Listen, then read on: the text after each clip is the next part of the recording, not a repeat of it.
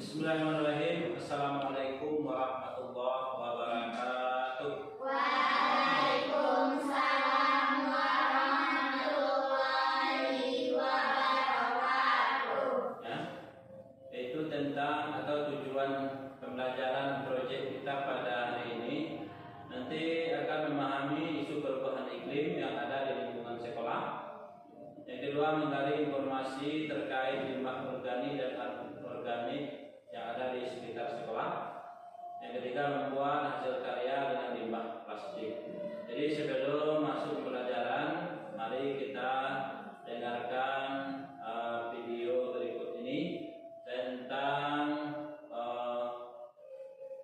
perubahan iklim yang ada di dunia sekarang. Coba didengarkan.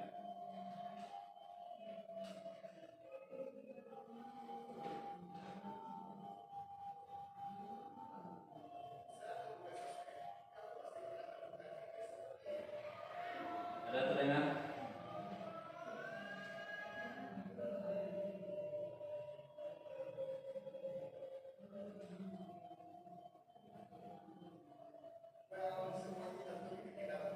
Ada terdengar kan? Jangan nyambung ke speaker. Semua video yang kita lihat barusan disebabkan oleh suatu peristiwa yang pasti sudah sering kita dengar. Ya, perubahan iklim. Menurut PBB, perubahan iklim adalah perubahan suhu dan pola cuaca dalam jangka panjang. Perubahan tersebut kadang terjadi secara alami, namun sejak tahun 1800-an, aktivitas manusia telah menjadi penyebab utama dalam perubahan iklim. Terutama pembakaran bahan bakar fosil yang menghasilkan gas yang memerata panas dan menyebabkan pemanasan global. Itu dampak dari efek pemanasan global. Yang ketiga, faktor dari perubahan iklim adalah pembuatan energi. Apa maksud pembuatan energi itu?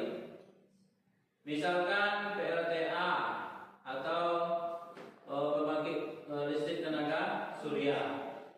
Kalau kalian paham, yang tahu kalian mungkin pembangkit listrik tenaga air yang ada darat, atau tenaga udara, atau tenaga surya. Tahu tenaga surya? Apa tuh?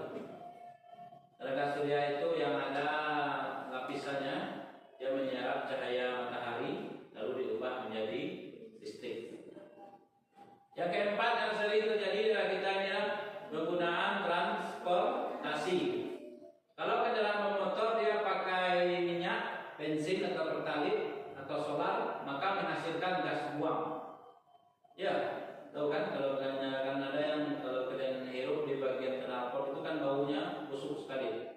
Itu namanya karbon monoksida. Kalau terhirup terus-menerus, kita bisa mati atau meninggal.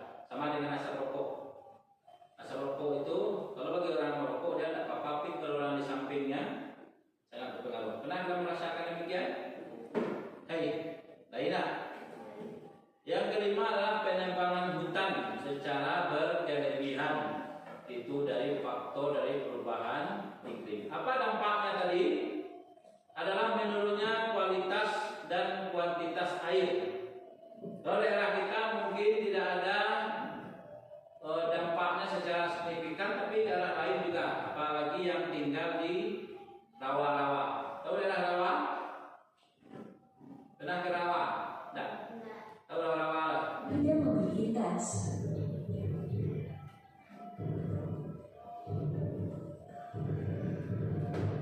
Para ilmuwan mengamati bahwa es laut Antartika telah menyusut ke level terendah yang pernah ada.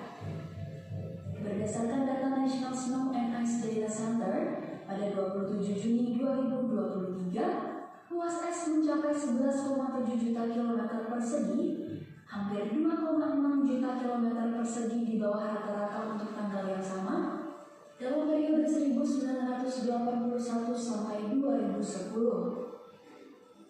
Dengan kata lain, luas area yang hilang hampir 4 kali ukuran Texas.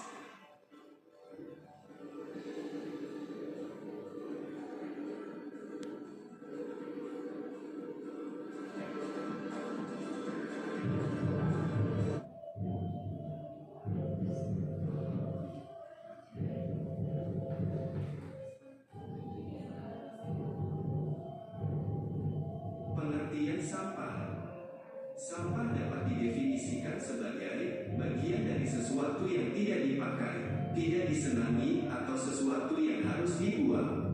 Umumnya, sampah berasal dari kegiatan yang dilakukan manusia, seperti kegiatan rumah tangga, perdagangan, industri, pertanian, dan berbagai kegiatan lainnya. Kita pasti sering melihat sampah yang berserakan di sekitar kita, baik itu di pinggir jalan, sungai, hingga di lahan kosong. Padahal membuang sampah sembarangan dapat menyebabkan aroma yang tidak sedap, banjir, mengurangi kesuburan tanah, hingga menjadi sarang nyamuk. Oleh karena itu, kita harus membuang sampah pada tempatnya dan dipisahkan sesuai jenisnya. Berikut jenis-jenis sampah. Berdasarkan sifatnya sampah dibedakan atas sampah organik dan sampah anorganik. Sampah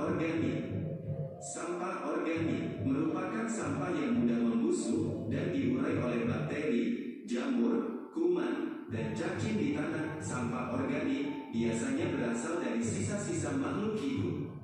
Contohnya adalah kotoran hewan, ranting pohon, daun kering, kulit buah, sisa sayur, daging, atau tulang ayam. Sampah organik ini dapat dimanfaatkan menjadi pupuk kompos untuk membantu tanaman tumbuh dengan baik. Sampah anorganik merupakan sampah yang tidak dapat diurai atau tidak dapat membusuk dan akan terus ada di tanah walaupun telah tertimbun tanah selama bertahun-tahun. Contohnya adalah botol plastik, kantong plastik kemasan, kaleng, kaca, sikat gigi bekas, dan karet ban. Sampah anorganik ini dapat dimanfaatkan menjadi bahan daur ulang seperti tas, pot, lampu gantung, atau celengan. Berdasarkan wujudnya, sampah dibedakan atas sampah padat, cair, dan gas. Sampah padat, contoh sampah padat seperti plastik, kertas, karet, dan lain-lain. Sampah cair, contoh sampah cair antara lain air sabun, air bekas cucian, limbah air dari pabrik, dan limbah toilet. Sampah gas dapat dikatakan sebagai emisi dan biasanya dikaitkan dengan polusi. Botol bekas atau aqua, tahu aqua kan? Ya. Ada? Bagaimana bentuknya?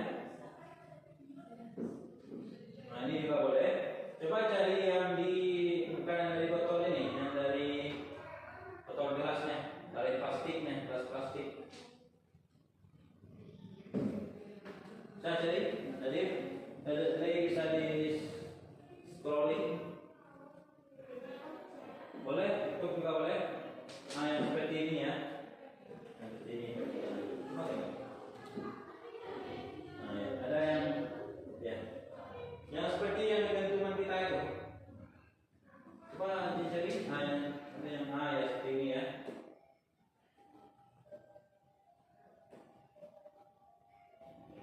Coba didengar sebentar.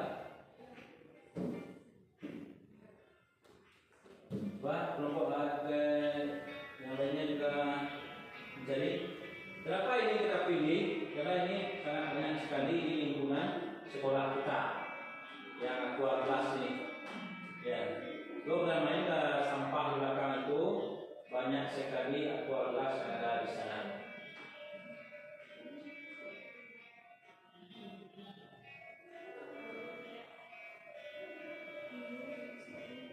Bisa Stephanie?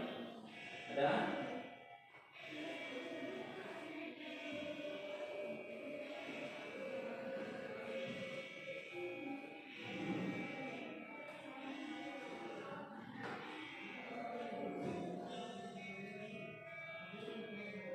Nah, ini nanti bisa kita praktekkan ya. Ada jumlahnya. Baiklah, berarti pada siang hari ini kita akan menginformasikan tentang kegiatan pendidikan kita di sekolah ini. Adalah sesuai dengan rapat kita prakarya, yaitu P5 kita tentang gaya hidup yang berkelanjutan. Khususnya kita akan membahas atau mengangkat tema itu masalah sampah yang ada di sekolah kita, khususnya sampah plastik. Jadi kami ingin berdiskusi dengan Ibu bagaimana pendapat Ibu tentang keadaan sekolah, khususnya sampah yang ada di sekolah kita. Jadi sehubungan dengan pembelajaran kita di kurikulum kita itu ada dinamakan dengan PDP 3 peringatan Pancasila yang kita lakukan dalam bentuk pengumuman di kelas untuk penambahan kegiatan pengumuman tersebut. Maka seperti yang Pak Ilham katakan tadi, di dalam rapat prakarya kita sudah mengangkat satu tema yaitu gaya hidup berkelanjutan, di mana dalam tema gaya hidup berkelanjutan itu kita mengambil sampah sebagai media untuk pembelajaran. Kalau kita lihat di sekolah kita, alhamdulillah persoalan sampah itu bisa kita atasi. Namun yang nampak oleh kita selama ini, sampah bekas minuman, sampah plastik bekas minuman kalian itu bisa kita lirik menjadi satu hal yang bisa kita manfaatkan di dalam pembuatan tema gaya hidup berkelanjutan. Jadi di sini kita ambil sampah plastik itu supaya bisa kita gunakan sebagai benda yang bermanfaat, berguna, maka jadikanlah itu sebagai bahan dasar untuk pembuatan. Kita membuat lampion dari sampah plastik bekas minuman. Jadi dengan adanya program tersebut, maka kita juga anak-anak juga bisa mengumpulkan sampah itu untuk kegiatan kelimanya dan tidak membuang sampah, sehingga sekolah kita bersih atau terbebas dari sampah plastik bekas minuman yang tidak bisa kita hindari. Baiklah, sebelumnya Bu Delvi, nanti tujuan akhir dari proyek kita ini apa nantinya? Sebetulnya di dalam pembelajaran proyek P5 itu kita akan menerapkan profil Pancasila itu terhadap anak. Yang hasil dari proyek terakhir itu, kalaupun ada lebih bagus, kalaupun tidak ada pun tidak akan menjadikan masalah. Tetapi di dalam proses pembelajaran proyek tersebut, ketika kita mengangkat tema gaya hidup berkelanjutan dengan membuat lampion, di sana bisa kita tanamkan profil Pancasila yang kita pilih, misalnya bekerja sama, kreatif, dan inovatif, itu bisa diterapkan atau terpakai oleh anak dalam kehidupan sehari-hari. Jadi nilai-nilai itu bisa dilakukannya sepanjang pembelajaran P5 yang terbimbing dan melekat oleh dia kerjasamanya, kreatifnya, berpikir kritisnya, bagaimana cara membentuk lampion itu akhirnya dengan model-model yang menurut mereka sesuai dengan kreativitasnya. Dan alhamdulillah ya, ini mungkin bisa kita lakukan di sekolah kita yang nantinya akan menghasilkan produk yang berupa lampion tadi. Namun tujuan akhirnya dari awal itu memang untuk menanamkan nilai-nilai profil Pancasila yang kita ambil dalam pendidikan. Jadi itu, terima kasih Bu Delvi.